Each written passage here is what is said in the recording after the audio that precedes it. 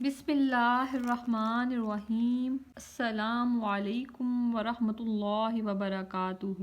اللہم صلی علی سیدنا و مولانا محمد وعلی آل سیدنا و مولانا محمد وبارک وسلم۔ ایک شخص نے ایک ہرنی شکار کی اور وہ اسے پکڑ کر جا رہا تھا۔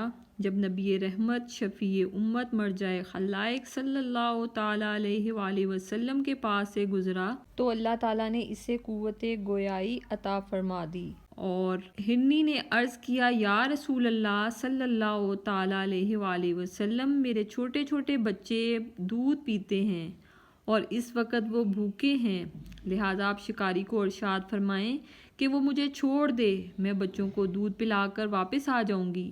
شاہ کونین صلی اللہ تعالیٰ علیہ وآلہ وسلم نے فرمایا، اگر تو واپس نہ آئی تو پھر؟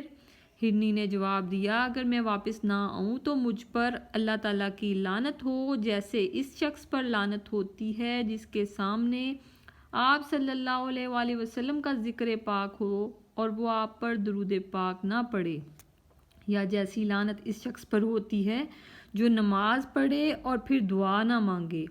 پھر سرکار دو عالم شفیع اعظم صلی اللہ تعالیٰ علیہ وآلہ وسلم نے اس شکاری کو حکم دیا کہ اسے چھوڑ دے اور میں اس کا ضامن ہوں۔ اس نے ہرنی کو چھوڑ دیا۔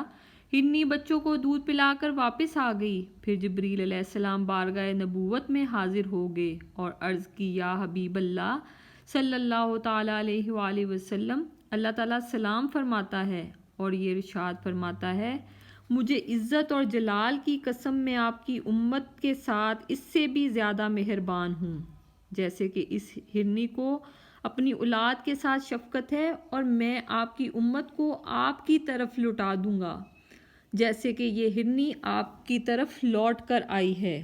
اللہ پاک ہم سب کو سرکار علیہ الصلاۃ والسلام کی سچی سچی محبت نصیب فرمائے، سرکار کی ذات پر زیادہ سے زیادہ درود پاک پڑھنے کی توفیق عنایت فرمائے۔ جزاک اللہ الخیر۔